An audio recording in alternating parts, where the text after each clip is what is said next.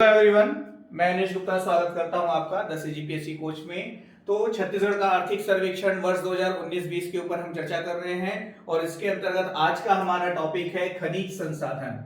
खनिज संसाधन के अंतर्गत छत्तीसगढ़ में खनिज संसाधन के संदर्भ में संपूर्ण तथ्यों के ऊपर हम विस्तार से चर्चा करेंगे, जिससे आने वाली परीक्षाओं से कोई भी प्रश्न जो है इस कंटेंट से बाहर नहीं जाएगा। इस बात के लिए आप बिल्कुल निश्चिंत रहिए। तो खनिज संसाधन जो है इसका अध्ययन हम करते हैं खनन एवं उत्खनन के अंतर्गत। और खनन एवं उत्खनन क्षेत्रवार देखें तो प्राथमिक, द्वितीय, तृतीय 3 क्षेत्र होते हैं। तो खनन एवं उत्खनन जो है प्राथमिक क्षेत्र के अंतर्गत आता है, ठीक है। और दूसरा जो है कृषि, उद्योग और सेवा जो क्षेत्र होते हैं, तो खनन एवं उत्खनन जो है उद्योग क्षेत्र के अंतर्गत आता है। तो खनन एवं उत्खनन इन दोनों में शामिल है, इस बात का ध्यान रखिएगा। उसके बाद एसजीडीपी की मैं बात करूं, सकल राज्य घरेलू उत्पाद, ठीक है। तो एसजीडीपी की बात करो तो इसमें देखिएगा वर्ष 2018-19 में, वर्ष 2018-19 में, ठीक है। तो राज्य के सकल घरेलू उत्पाद में वर्ष 2018-19 में खनिज क्षेत्र का योगदान, खनिज संसाधन का जो योगदान है, खनन एवं उत्खनन का जो योगदान है, वो 26,958 करोड़ रुपए, इंपॉर्टेंट है, ध्यान रखिएगा। 26,958 करोड़ रुपए के साथ राज्य के सकल घरेलू उत्पाद में 11.72% की हिस्सेदारी है या योगदान है। ध्यान दीजिएगा, ये बात जो ये जो डेटा मैंने आपको बताया, ये बताया मैंने स्थिर मूल्य पर, स्थिर भाव पर, आधार वर्ष 2011-12 के आधार पर, स्थिर भाव पर। तो खनन एवं उत्खनन की राज्य के सकल घरेलू उत्पाद में हिस्सेदारी आधार वर्ष 2011-12 के आधार पर स्थिर मूल्य पर कितना है? 11.72% है हिस्सेदारी या योगदान। राशि के रूप में कहें तो 26,958 करोड़ रुपए का योगदान खनन एवं उत्खनन क्षेत्र का राज्य के सकल घरेलू उत्पाद में है, स्थिर मूल्य पर 2018-19 में अनुमानित है, ठीक। फिर राजस्व आय, यहां पे देखिएगा राजस्व आय 17-18, 18-19 दोनों का मैंने मेंशन किया हुआ है। तो 17-18 को भी पूछ सकता है, 18-19 को भी पूछ सकता है, पर ज्यादा से ज्यादा संभावना 18-19 को पूछे जाने की है। बहुत महत्वपूर्ण क्वेश्चन है, ध्यान रखिएगा। ये सारे चीजें मैं जो आपको बता रहा हूं, कुछ भी इसमें से छोड़ा नहीं जा सकता है। तो वर्ष 18-19 में, वर्ष 18-19 में खनिज क्षेत्र से जो प्राप्त राजस्व आय है वो 6,110.25 करोड़ रुपए, 6,110.25 करोड़ रुपए। और 17-18 में जो है 4,911.41 करोड़ रुपए, ठीक है। तो 17-18 का भी एक बार ध्यान में रखिएगा, 18-19 का भी एक बार ध्यान में रखिएगा। हम चर्चा कर रहे हैं आर्थिक सर्वेक्षण 19-20 के ऊपर। तो 19-20 में खनिज क्षेत्र का आपको 18-19 का पूरा डेटा मिलेगा, ठीक है। और एग्जाम में जो क्वेश्चन भी होंगे तो उसमें ईयर मेंशन रहेगा 18-19 के अनुसार, ऐसा वर्ष 18-19 में पूछेगा, ठीक है। राज्य को जो राजस्व प्राप्त होता है, छत्तीसगढ़ सरकार को जो राजस्व प्राप्त होता है, तो उस राजस्व प्राप्ति में 27% राजस्व, कुल राजस्व प्राप्ति में 27% राजस्व जो है खनिज राजस्व के रूप में प्राप्त होता है। ध्यान रखिएगा, तो इसको कई बार एग्जाम में पूछ चुका है, खनिज क्षेत्र से प्राप्त राजस्व कुल राजस्व का कितना प्रतिशत है? तो वो 27% है, 27% है। ओके, आगे बढ़ते हैं। वर्ष 2013-14 से लेकर के 19-20 में अपन फ्लो चार्ट पूरा देखें, ठीक है। खनन एवं उत्खनन की भागीदारी का या योगदान का 13-14 से लेकर 19-20 में खनन एवं उत्खनन की भागीदारी का अपन ग्राफ देखें सकल घरेलू उत्पाद में, राज्य के सकल घरेलू उत्पाद में। तो इसकी जो प्रकृति है, जो ग्राफ मिलेगा, वो ग्राफ मिलेगा कैसा? उच्चावच की प्रकृति मिलेगी, मतलब कि उतार चढ़ाव, मतलब कि भागीदारी में लगातार वृद्धि नहीं हो रही है, लगातार कमी नहीं हो रही है, वृद्धि कमी दोनों दिखाई पड़ती है ना भाई। और इसमें देख ऋणात्मक वृद्धि के बारे में जो इकोनॉमिक सर्वे का जो चैप्टर 1 था उसमें मैंने आपको बताया हुआ है वृद्धि के बारे में। तो यहाँ पर ध्यान दीजिएगा, मैं वृद्धि की नहीं बात कर रहा हूँ, किसकी बात कर रहा हूँ? भागीदारी की बात कर रहा हूँ, हिस्सेदारी की बात कर रहा हूँ। तो 13-14 से 19-20 में राज्य के सकल घरेलू उत्पाद में खनन तथा उत्खनन क्षेत्र की भागीदारी की प्रकृति कैसी है? उच्चावच प्रकृति की है, उतार चढ़ाव की प्रकृति की है। आगे बढ़ते हैं। ये जो टेबल मैंने मेंशन किया हुआ है इस क्लास का सबसे इंपॉर्टेंट कंटेंट है। देखिएगा, इधर मैंने मेंशन किया हुआ है खनिज, फिर ये है भंडारण, फिर ये है उत्पादन। तो यहाँ पे परसेंटेज देश के संदर्भ में और देश में छत्तीसगढ़ का स्थान मेंशन है। फिर भारत के कुल खनिज मूल्य में व्यक्तिगत इस खनिज का योगदान कितना है, फिर उस खनिज के उत्पादन में छत्तीसगढ़ में कौन सा जिला जो है अग्रणी है। तो ये पूरा जो टेबल है वो अपने आप में बहुत इंपॉर्टेंट है। इसमें सबसे पहले देखिएगा भंडारण, भंडारण मतलब खनिज की उपलब्धता, है ना भाई। भंडारण मतलब ऐसा नहीं कि गोदाम में निकाल के जमीन से रख दिया हुआ है, वो वाला भंडारण नहीं है, ठीक है। तो खनिज उपलब्धता या भंडारण के आधार पर देखिए, कोयला राज्य का मुख्य खनिज है, तो देश के कुल भंडार का, देश में जो कुल कोयला भंडार है उसका 17.93%। ये सारा डेटा मैं आपको 2018-19 का बता रहा हूं, ध्यान रखिएगा। तो देश के कुल कोयला भंडार का 17.93% भंडार छत्तीसगढ़ में है, और भंडारण में, कोयले के भंडारण में छत्तीसगढ़ का भारत में तीसरा स्थान है। कोयले के भंडारण में छत्तीसगढ़ का भारत में तीसरा स्थान है।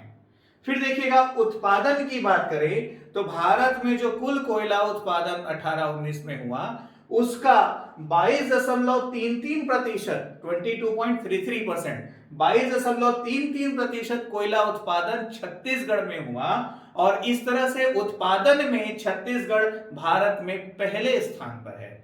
भंडारण में, कोयला भंडारण में तीसरा स्थान पर है, कोयला उत्पादन में पहले स्थान पर है। बिना डेटा के सब्जेक्टिव क्वेश्चन बहुत इंपॉर्टेंट होते हैं, कई बार आ चुके हैं इस टाइप के सब क्वेश्चन एग्जाम में, ठीक है। अब देखें भारत के खनिज मूल्य में योगदान, तो जब छत्तीसगढ़ से कोयला उत्पादन हुआ, वो भारत में जो कुल कोयला उत्पादन हुआ, तो खनिज मूल्य के आधार पर छत्तीसगढ़ का कितना योगदान है, खनिज मूल्य के आधार पर, तो वह 18.15%। और राज्य में कोयला उत्पादन में अग्रणी जिला है कौन सा, कोरबा। कोरबा जिला जो है कोयला उत्पादन में अग्रणी जिला है। क्लियर। ये इस तरह से इस टेबल को हमको स्टडी करना है। तो आ जाते हैं लौह एस की तरफ, आयरन ओर की तरफ। तो देश के कुल भंडार का 22% भंडारण छत्तीसगढ़ में उपलब्ध है, और इस तरह से लौह अयस्क के भंडारण में छत्तीसगढ़ का देश में तीसरा स्थान है। ठीक, वैसे ही देश में कुल लौह अयस्क उत्पादन का 16.22% उत्पादन छत्तीसगढ़ में है, और उत्पादन में, लौह अयस्क उत्पादन में छत्तीसगढ़ का देश में दूसरा स्थान है। क्लियर है। इसके बाद देखिएगा भारत के कुल खनिज मूल्य में लौह अयस्क का उत्पादन जो छत्तीसगढ़ में हुआ, योगदान है 20.93%, और लौह अयस्क उत्पादन में अग्रणी जिला है छत्तीसगढ़ में दंतेवाड़ा। क्लियर हुआ। आगे बढ़ते हैं। ऐसे ही चूना पत्थर की बात करें तो देश में कुल चूना पत्थर के भंडारण का 5.31% भंडार छत्तीसगढ़ में है, और 5.31 भंडारण के साथ छत्तीसगढ़ का देश में 5वां स्थान है। जबकि उत्पादन चूना पत्थर का, लाइमस्टोन का छत्तीसगढ़ में 11.19% है, और उत्पादन में छत्तीसगढ़ जो है भारत में चौथे स्थान पर है। खनिज मूल्य में योगदान है 10.86%, और लाइमस्टोन या चूना पत्थर उत्पादन में राज्य में अग्रणी जिला है कौन सा, बलौदाबाजार। क्लियर है भाई। वैसे ही देखें बॉक्साइट, तो बॉक्साइट भंडारण में छत्तीसगढ़ का देश में चौथे स्थान के साथ कुल भंडार का 5% भंडार छत्तीसगढ़ में उपलब्ध है, और उत्पादन 6.26% उत्पादन के साथ देश का छत्तीसगढ़ में चौथा स्थान है। तो बॉक्साइट उत्पादन में चौथा स्थान है, भंडारण में भी चौथा स्थान है। और भारत के खनिज मूल्य में छत्तीसगढ़ में उत्पादित बॉक्साइट का योगदान 8.94% है, और अग्रणी जिला है बलरामपुर। ध्यान दीजिएगा, भारत के खनिज मूल्य में योगदान जो मैं बता रहा हूं कि कुल खनिज में नहीं है, बॉक्साइट की जैसे बात करें तो सिर्फ बॉक्साइट में छत्तीसगढ़ का योगदान की मैं बात कर रहा हूं, है ना भाई। टिन अयस्क के कुल भंडार का छत्तीसगढ़ में भंडार है 35.83%। ध्यान रखिएगा, टिन की उपलब्धता जो है, टिन अयस्क की उपलब्धता भारत के अन्य क्षेत्रों में भी है, लेकिन वर्तमान में टिन अयस्क का उत्पादन जो है सबसे ज्यादा छत्तीसगढ़ में ही होता है। ठीक है, पूरा का पूरा 100% उत्पादन जो है छत्तीसगढ़ में ही होता है। तो टिन अयस्क के भंडारण में, तो भंडार सिर्फ छत्तीसगढ़ में है ऐसा नहीं है, भंडार दूसरी जगह पर भी है, लेकिन उत्पादन 100% अभी सिर्फ छत्तीसगढ़ में होता है। इस तरह से 35.83% टिन अयस्क के भंडारण के साथ छत्तीसगढ़ का देश में पहला स्थान है, और 100% क्यों टीनेस का पूरा उत्पादन छत्तीसगढ़ में ही होता है, तो 100% उत्पादन के साथ देश में पहला स्थान है, दोनों में पहले पहले नंबर पर है। और ध्यान यहां पर देखिएगा ये 35.83% को लास्ट टाइम एग्जाम में पूछा हुआ है प्रीलिम्स के। और खनिज मूल्य में योगदान, चूंकि सिर्फ छत्तीसगढ़ में उत्पादन होता है तो 100% छत्तीसगढ़ में उत्पादन मूल्य में योगदान है छत्तीसगढ़ का। और अग्रणी जिला है इसमें दंतेवाड़ा। कौन सा जिला? दंतेवाड़ा अग्रणी जिला है। तो इस तरह से ये जो टेबल है इसको आप 2 बार 3 बार रीड करेंगे तब ये जाकर के आपको क्लियर होगा। तो भंडारण के परिप्रेक्ष्य में स्थान और परसेंटेज अलग है, उत्पादन के परिप्रेक्ष्य में स्थान और परसेंटेज अलग है, इसका पूरा ख्याल रखिएगा। आगे बढ़ते हैं, खनिज भंडारण एवं उत्पादन मूल्य में छत्तीसगढ़ का देश में स्थान। तो इस बार ये बहुत अच्छी बात है कि भंडारण के दृष्टिकोण से भी और उत्पादन के दृष्टिकोण से भी दोनों का कुल खनिज की बात हो रही है। अब मैं किसी इंडिविजुअल खनिज की भी बात कर रहा हूं। कुल खनिज उत्पादन और भंडारण के दृष्टिकोण से छत्तीसगढ़ का देश में स्थान कौन सा है? तीसरा है। छत्तीसगढ़ जो है तीसरे स्थान पर है पूरे देश में, भंडारण में भी उत्पादन में भी, दोनों तरफ से आपकी बात बनती है। तो थोड़ा सा यहाँ पे चीजें इजी हो गई, नहीं तो पहले क्या होता था अलग अलग ईयर में अलग अलग रहता है, कभी भंडारण में तीसरा है, उत्पादन में दूसरा है, तो ये अप एंड डाउन होते रहता है। ठीक है, तो खनिज भंडारण एवं उत्पादन दोनों में छत्तीसगढ़ का देश में स्थान कितना है? अभी तीसरे स्थान पर है। ध्यान रखिएगा, वर्ष 18-19 के अनुसार हम बात कर रहे हैं। कुल खनिज उत्पादन मूल्य में छत्तीसगढ़ का योगदान। तो यहां से देखिएगा क्वेश्चन आता है, थोड़ा डिफिकल्ट टाइप का क्वेश्चन आया हुआ है। तो यहां पर सबसे इंपॉर्टेंट क्वेश्चन हो जाता है ये। अब देखिएगा ये है क्या, तो जो देश में कुल खनिज उत्पादन हुआ, उसमें छत्तीसगढ़ का योगदान कितना था? तो छत्तीसगढ़ का 12-13 में देखें, वर्ष 2012-13 में देखें तो कुल खनिज उत्पादन में छत्तीसगढ़ का योगदान था 7.9%, 7.9%। 13-14 में 8.7%, 13-14 में 8.7% छत्तीसगढ़ का योगदान था कुल उत्पादन मूल्य के आधार पर। 14-15 और 15-16 दोनों में 8.2%। ध्यान रखिएगा, तो किस 2 वर्षों में सेम था, एक जैसा था, ऐसा करके क्वेश्चन पूछा हुआ है। तो प्रश्न का उत्तर है 14-15 और 15-16 में उत्पादन मूल्य में छत्तीसगढ़ का योगदान 8.2% दोनों ईयर था, तो बराबर था। फिर 9.6% था 17-18 में, 9.6% था 16-17 में, ध्यान 16-17 में, और 17-18 में 15.66% उत्पादन मूल्य के साथ काफी बढ़ोतरी हुई है। तो वर्ष 17-18 में छत्तीसगढ़ का योगदान उत्पादन मूल्य के आधार पर कितना है? 15.66%। तो ये फिलहाल आने वाले एग्जाम के लिए बहुत इंपॉर्टेंट क्वेश्चन है ये, और निश्चित तौर पे इसके पूछे जाने की पॉसिबिलिटीज बनती है। तो ध्यान रखिएगा, वर्ष 17-18 में कुल खनिज उत्पादन मूल्य के आधार पर छत्तीसगढ़ का योगदान 15.66% है भारत में, 15.66% है। पिछले 6 वर्षों में सबसे ज्यादा कब रहा पूछा जाए तो 17-18 में ही है ना। यहां तक कि तो ये जो चीजें हैं ये आपको इसका ख्याल रखना है। देखिएगा, फिर हम खनिजवार राजस्व प्राप्ति की बात करें वर्ष 18-19 के आधार पर, राजस्व प्राप्ति, तो इसको भी लेकर के 2 बार क्वेश्चन पूछा जा चुका है सीजीपीएससी प्रीलिम्स, 18-19 में भी पूछा है, 19-20 में भी पूछा है। तो इसमें देखिएगा खनिजवार राजस्व प्राप्ति, तो राजस्व प्राप्ति में पहले स्थान पर है कोयला, पहले स्थान पर है कोयला। तो राज्य को ये जो 6,110 करोड़ राजस्व प्राप्ति मैंने लिख रखा है, तो उसमें सबसे ज्यादा राजस्व किस खनिज से प्राप्त हो रहा है? तो कोयला से प्राप्त हो रहा है। कितना? 2,713.51 करोड़ रुपए, और जो कुल खनिज राजस्व है उसका 44.41%, 44.41% जो है वो सिर्फ कहां से मिलता है? कोयला से मिलता है खनिज राजस्व के रूप में, कुल राजस्व का। तो पहले स्थान पर क्या है? कोयला है। दूसरे स्थान पर 1837.70 करोड़ रुपए के राजस्व के साथ 30.08% भागीदारी के साथ आपका दूसरे स्थान पर क्या है? लौह अयस्क। तो जो कुल खनिज राजस्व प्राप्त होता है उसमें दूसरा स्थान किसका है? आयरन ओर का है, लौह अयस्क का है। ध्यान रखिएगा, पहला कोयला, दूसरा लौह अयस्क, और तीसरे स्थान पर है अन्य खनिज, और चौथे स्थान पर है चूना पत्थर। कोयला, लौह अयस्क, अन्य खनिज और चूना पत्थर। तो ये 1 2 3 4 चारों के सीक्वेंस। यहाँ पे आपको ये डेटा, ये परसेंटेज याद नहीं है चलेगा, पर ये जो रैंकिंग है वो पता होना चाहिए। तो खनिज राजस्व में सर्वाधिक भागीदारी किसकी है? कोयला की है। कोयला से जो प्राप्त राजस्व है उसकी है। दूसरी किसकी है? लौह अयस्क से प्राप्त राजस्व की है। तीसरी किसकी है? अन्य खनिज से प्राप्त राजस्व की है। चौथी किसकी है? तो चूना पत्थर से प्राप्त राजस्व की है। क्लियर?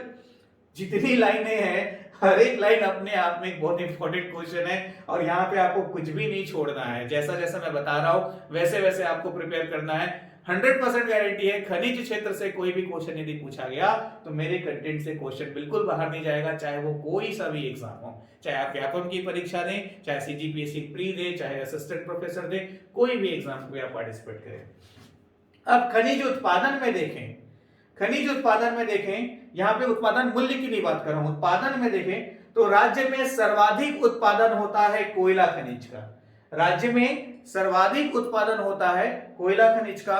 दूसरे स्थान पर है लौह अयस्क, तीसरे स्थान पर है डोलोमाइट, और टिन का तो एकमात्र उत्पादक राज्य छत्तीसगढ़ है। तो टिन में तो उत्पादन में हमेशा से ही पहला है फिलहाल। ठीक है भाई, तो ध्यान दीजिएगा, खनिज उत्पादन, मैं मूल्य नहीं कह रहा हूं, तो खनिज उत्पादन में पहला स्थान कोयला, तो सर्वाधिक उत्पादन राज्य में किस खनिज का होता है? कोयला का होता है। दूसरा स्थान किसका है? आयरन और लौह अयस्क का है। तीसरा स्थान किसका है? डोलोमाइट का है। तो कोयला, लौह अयस्क और डोलोमाइट, इस तरह से उत्पादन के आधार पर मैंने बताया, उत्पादन मूल्य के आधार पर नहीं कहा है अभी मैंने। ठीक है, तो राजस्व प्राप्ति के आधार पर हमने देख लिया। इसके बाद रॉयल्टी दर, इसको भी लेकर के एग्जाम में क्वेश्चन पूछा हुआ है। तो प्रति टन के हिसाब से राजस्व के रूप में रॉयल्टी दर जो है, तो लौह अयस्क का प्रति टन रॉयल्टी दर है 450 रुपये। लौह अयस्क का प्रति टन रॉयल्टी दर है 450 रुपये। कोयला का है 145 रुपये। बॉक्साइट का है 140 रुपये। ध्यान दीजिएगा, बॉक्साइट का है 140 रुपये। तो यहाँ पे ये मैंने गलत मेंशन कर दिया है, बॉक्साइट का है 140 रुपये, चूना पत्थर का है 80 रुपये और डोलोमाइट का है 75 रुपये। तो रॉयल्टी दर में देखिएगा, अब इसको क्या है, क्रम से व्यवस्थित करने के लिए भी प्रश्न पूछा जाता है। तो सबसे ज्यादा रॉयल्टी दर किसका है? रॉयल्टी दर किसका है? लौह अयस्क का है। जबकि सबसे ज्यादा रॉयल्टी किस खनिज से मिलती है? तो कोयला से मिलती है। मूल्य के आधार पर सर्वाधिक रॉयल्टी किससे मिलती है? कोयला से मिलती है, क्योंकि इसका उत्पादन अत्यधिक है। ठीक है, तो लौह अयस्क का प्रति टन रॉयल्टी दर 450 रुपये, कोयले का 145, बॉक्साइट का 140 प्रति टन, चूना पत्थर का 80 रुपये प्रति टन और डोलोमाइट का 75 रुपये प्रति टन। तो इस तरह से रॉयल्टी दर के आधार पर पहले स्थान पर है लौह अयस्क, दूसरे स्थान पर है कोयला, तीसरे स्थान पर है बॉक्साइट, चौथे स्थान पर है चूना पत्थर, पांचवें स्थान पर है डोलोमाइट। तो इसको आरोही या अवरोही क्रम में जमाने को भी कहता है, तो ध्यान रखिएगा इसका। और राज्य में खनिज नीति किस वर्ष लागू हुई? तो वर्ष 2001 में लागू हुई। राज्य छत्तीसगढ़ राज्य खनिज नीति वर्ष 2001 में लागू हुई। ये भी एक क्वेश्चन हो सकता है। अब थोड़ा सा आगे बढ़ते हैं, छत्तीसगढ़ राज्य खनिज संस्थान न्यास की तरफ। तो ये क्या है? एक गैर लाभ अर्जित करने वाली संस्था है। ये आपका खनिज संस्थान जो है ना भाई ठीक है, तो यह एक गैर लाभ अर्जित करने वाली संस्था है। तो हुआ क्या है, जिले के विकास के दृष्टिकोण से जो गौड़ खनिज, देखो खनिज को हम 3 कैटेगरी में रखते हैं, एक मुख्य खनिज होता है, दूसरा गौड़ खनिज होता है, तीसरा अन्य खनिज होता है। ठीक है, तो गौड़ खनिज मतलब जैसे रेती मूरम वगैरह जो है, ये आपका गौड़ खनिज के अंतर्गत आता है। तो जो गौड़ खनिज उत्पादन के लिए, उसके दोहन के लिए पट्टे वगैरह जो दिए जाते हैं, तो पट्टे देने के एवज में जो राशि मिलती है, तो उसका 10% से, ध्यान दीजिएगा, उसका 10% से 30% राशि जो है, 10% से 30% राशि जो है डीएमएफ में जमा कराई जाती है। DMF district mineral fund, district mineral fund. तो डिस्ट्रिक्ट मिनरल फाउंडेशन के नाम से इसको छत्तीसगढ़ राज्य खनिज संस्थान के रूप में जाना जाता है। वर्तमान में राज्य में 28 जिला है ना, लेकिन ठीक है, पर न्यास का गठन अभी कितने जिलों में है? 27 जिले में है। अभी 28वां जो नया जिला है वहां पे अभी न्यास का गठन नहीं हुआ है। ठीक है, तो जो पट्टा वगैरह दिया जाता है उसका 10 से 30% राशि जो है न्यास के पास आता है, जिसका उपयोग वह उस जिले में विकास के कार्यों को करने के लिए करता है। अब देखिएगा, न्यास जो है, न्यास के गठन की अधिसूचना जारी हुई 22 दिसंबर 2015 को। तो न्यास का गठन या न्यास किस दिन से छत्तीसगढ़ में अधिसूचित हुआ? तो 22 दिसंबर 2015। तो अधिसूचित होने की तिथि है 22 दिसंबर 2015, जबकि प्रभावशील कब से है? तो 12 जनवरी 2015 से है। प्रभावशील कब से है? 12 जनवरी 2015 से। ध्यान रखिएगा, प्रभावशील पहले था, अधिसूचित बाद में हुआ है। प्रभावशील पहले था, अधिसूचित बाद में हुआ है। और इसका जो गठन है प्रधानमंत्री खनिज क्षेत्र कल्याण योजना के अंतर्गत किया गया है। न्यास का गठन प्रधानमंत्री खनिज क्षेत्र कल्याण योजना के अंतर्गत किया गया है। इसके लिए एक प्रबंध कारिणी समिति का गठन किया गया है और एक शासी परिषद का गठन किया गया है। तो प्रबंध कारिणी समिति जो मैनेजमेंट कमेटी होती है न्यास की, तो प्रबंध कारिणी समिति में पदेन अध्यक्ष होता है कलेक्टर, जिले का कलेक्टर। पदेन अध्यक्ष जो भी कलेक्टर है वो होगा, और पदेन सचिव होता है मुख्य कार्यपालन अधिकारी। ठीक है भाई, तो आपका सीईओ जो है वो पदेन सचिव होता है। ठीक है, किसमें? मैनेजमेंट कमेटी में, प्रबंध कारिणी समिति में। इसी तरह से शासी परिषद में देखें तो शासी परिषद में उस जिले का प्रभारी मंत्री अध्यक्ष होगा। हर जिले में न्यास का गठन है, पूरे 27 जिले में, तो उस जिले का प्रभारी मंत्री जो है अध्यक्ष होगा शासी परिषद में। उस जिले में जितने भी विधानसभा सदस्य हैं, जो विधायक हैं, वो सदस्य होंगे। अध्यक्ष कौन होगा? प्रभारी मंत्री। सदस्य कौन होगा? उस जिले के सभी विधायक। और सचिव कौन होगा? तो उस जिले का कलेक्टर। सचिव कौन होगा? उस जिले का कलेक्टर। इसके साथ साथ क्या होता है, 3 खनिज रियायतधारी, मैं क्या बोल रहा हूं, 3 खनिज रियायतधारी, उस जिले के 2 सरपंच और 10 ग्राम सभा के सदस्य को भी शासी परिषद में शामिल किया जाता है। तो जो 3 खनिज रियायतधारी हैं, जो 2 सरपंच हैं और जो 10 ग्राम सभा के सदस्य हैं, उनका नाम निर्धारण कौन करता है? कलेक्टर करता है। तो ये शासी परिषद अलग हुआ, प्रबंध कारिणी समिति अलग हुआ। किसकी बात कर रहे हैं हम? न्यास की बात कर रहे हैं, जिसकी अधिसूचना 22 दिसंबर 2015 को हुई। प्रधानमंत्री खनिज क्षेत्र कल्याण योजना के अंतर्गत इसका गठन किया गया है। गैर लाभ अर्जित करने वाली संस्था है, और जो खनिज पट्टे जारी होते हैं उसका 10 से 30% राशि जो है न्यास को फंडिंग की जाती है डेवलपमेंट के काम के लिए, विकास के कार्यों के लिए। क्लियर हुआ? तो इनमें से दो तीन चीजों को परीक्षा में पूछा जा चुका है, ध्यान रखिएगा। ऐसे ही हम देखें सीएमडीसी, छत्तीसगढ़ राज्य खनिज विकास निगम। छत्तीसगढ़ राज्य खनिज विकास निगम सीएमडीसी की हम बात करें तो मध्य प्रदेश खनिज विकास निगम का गठन हुआ 1962 में। मध्य प्रदेश खनिज विकास निगम का गठन हुआ 1962 में। फिर नवंबर 2000 में छत्तीसगढ़ राज्य बना। तो उस जैसे मध्य प्रदेश में मध्य प्रदेश खनिज विकास निगम है, वैसे ही छत्तीसगढ़ में छत्तीसगढ़ राज्य खनिज विकास निगम का गठन किया गया। कब किया गया? तो 7 जून 2001। अब यहाँ पे ये डेट इंपॉर्टेंट हो गया। तो ऐसा भी हो सकता है, खाली ईयर को ऑप्शन में दे सकता है, जून और ईयर को ऑप्शन में दे सकता है, या डेट के साथ ईयर को ऑप्शन में दे सकता है। तो एक ही डेट को लेकर के 3 तरह के प्रश्न बनते हैं, ध्यान रखिएगा। तो छत्तीसगढ़ राज्य खनिज विकास निगम का गठन कब हुआ? 7 जून 2001 को हुआ। इसका मुख्यालय कहाँ है? रायपुर में है। मुख्यालय कहाँ है? रायपुर में है। और खनिज भवन जो है, जो मुख्यालय है, जो खनिज भवन है, उसका नाम क्या है? तो सोना खान है। ध्यान रखिएगा, नाम क्या है? सोना खान है। ठीक है। और अभी वर्तमान में छत्तीसगढ़ राज्य खनिज विकास निगम के अध्यक्ष कौन है? तो जो खनिज मंत्री होता है, फिलहाल अभी वही अध्यक्ष है वर्तमान में, है ना भाई। तो अभी शासन ने ऐसी व्यवस्था कर रखी है कि कुछ विभागों में उस विभाग के मंत्री ही उसके अध्यक्ष बने हुए हैं। ठीक है, नए अभी के नियमित अध्यक्षों की नियुक्ति नहीं की गई है। तो जो राज्य के खनिज मंत्री हैं वही वर्तमान में सीएमडीसी के अध्यक्ष हैं, जो कि कौन है? मुख्यमंत्री भूपेश बघेल जी। तो वर्तमान में छत्तीसगढ़ राज्य खनिज विकास निगम के अध्यक्ष कौन है? तो मुख्यमंत्री भूपेश बघेल, यही खनिज मंत्री भी हैं, ध्यान रखिएगा। सीएमडीसी के अंतर्गत कुछ परियोजनाओं का संचालन किया जा रहा है। इन परियोजनाओं का नाम और इनका क्षेत्र हमको याद रखना है। तो कोल परियोजना, कोल परियोजना संचालित है केवरा कोल लिमिटेड द्वारा कोरबा जिले में। कोल परियोजना केवरा कोल लिमिटेड के रूप में कोरबा में। फिर लौह एस्क की परियोजनाएं संचालित है बैलाडीला दंतेवाड़ा जिले में, आरी डोंगरी कांकेर जिले में और कबीरधाम कवर्धा जिले में लौह एस्क परियोजनाएं।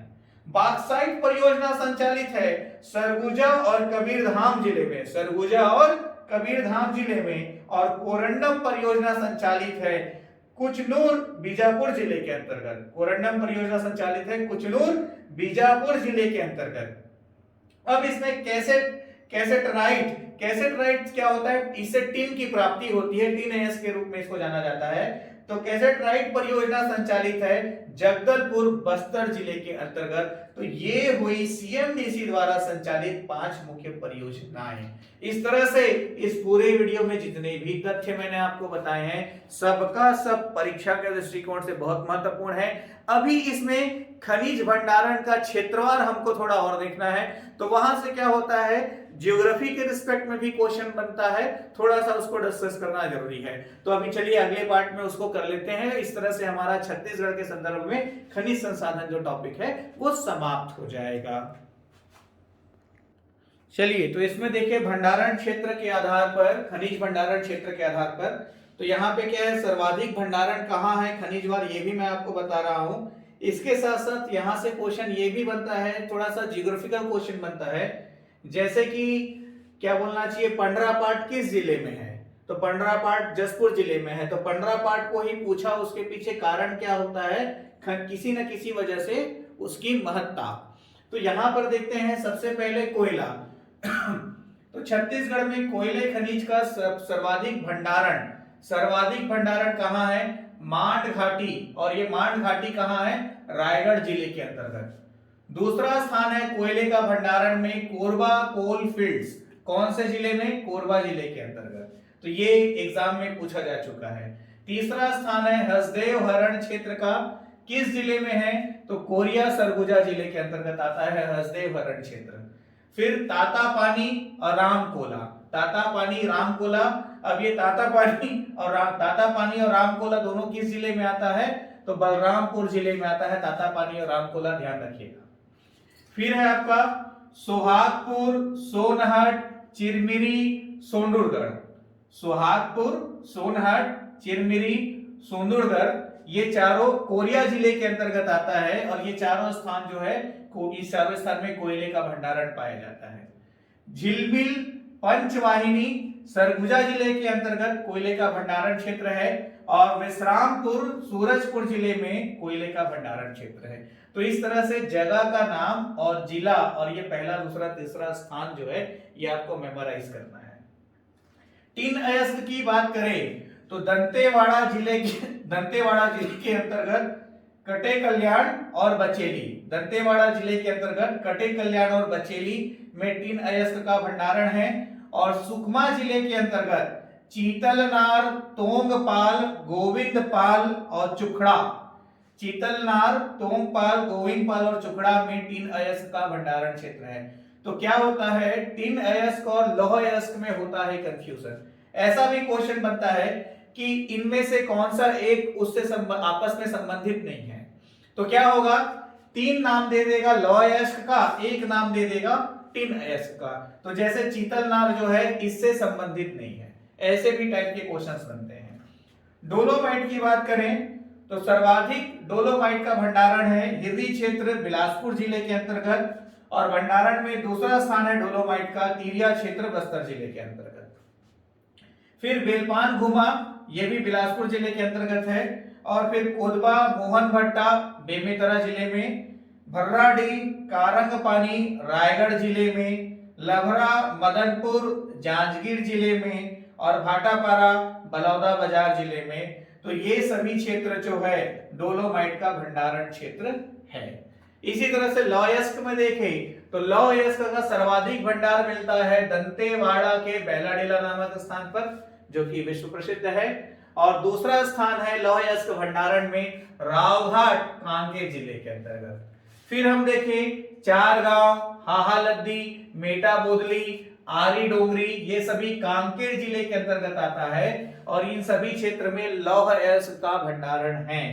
वैसे ही एक लामा, कबीरधाम, दल्ली राजहरा, बालोद, छोटे डोंगर, नारायणपुर, बोरिया टिब्बू, राजनांदगांव, ये सभी स्थान जो है लौह अयस्क का भंडारण क्षेत्र है। तो नाम और जिले का नाम ख्याल रखिएगा। फिर बॉक्साइट की बात करें तो सर्वाधिक बॉक्साइट का भंडारण है जमीरा पाट, सरगुजा जिले के अंतर्गत, और दूसरा स्थान है मैन पाट का, ये भी सरगुजा जिले के अंतर्गत भंडारण में। तीसरा स्थान है पंडरा पाट बॉक्साइट भंडारण में, और ये आपका जसपुर जिले के अंतर्गत है। ठीक है। फिर बोरई दलदली क्षेत्र कबीरधाम के अंतर्गत बॉक्साइट का भंडारण है। बांधनपारा, छेरबेड़ा, कुदुरवाही, कोंडागांव जिले के अंतर्गत, यहां पे भी बॉक्साइट का भंडारण है। आसना, तारापुर, बस्तर जिले के अंतर्गत, यहां पे भी बॉक्साइट का भंडारण है। फिर तारादुल, कुमकाकुरुम, कांकेर जिले के अंतर्गत, यहां पे भी बॉक्साइट का भंडारण है। और तेलरी मेटा, दंतेवाड़ा जिले के अंतर्गत, यहां पे भी बॉक्साइट का भंडारण है। तो वही जगह का नाम, जिले का नाम और किस अयस्क से संबंधित है, किस खनिज से संबंधित है, ये याद रखना है। फिर हम देखें चूना पत्थर, तो चूना पत्थर सर्वाधिक भंडारण है चिलमिरी, बिलासपुर जिले के अंतर्गत, और दूसरा स्थान है बरवाडी, गुमा, पसौरी को मिलाकर के बलौदाबाजार जिले के अंतर्गत। तीसरा स्थान करमाडी, बलौदाबाजार भंडारण में, और चौथा स्थान भी परसा भडेर, बलौदाबाजार भंडारण में। तो इस तरह से चूना पत्थर का सर्वाधिक भंडारण बलौदाबाजार जिले के अंतर्गत पाया जाता है। इसको पूरा मिला दे तो जिले, अग्रणी जिले में मैंने बताया भी है लास्ट थोड़ी देर पहले। फिर देखिए चंडी, गैतरा, मुहरा, कुकुरडी, चुरांगपुर, माटरा गोरा, है ना भाई, ये सभी बेमेतरा जिले के अंतर्गत आता है। चूना पत्थर का भंडारण क्षेत्र है। फिर कोलनर, चपका, सिवनी, जूनागुड़ा, ये बस्तर जिले के अंतर्गत आता है, यहाँ पे भी चूना पत्थर का भंडारण क्षेत्र है। खाजितपुर, मानपुर, नवापारा, डोंगरिया, कबीरधाम जिले के अंतर्गत आता है, यहाँ पे भी चूना पत्थर का भंडारण है।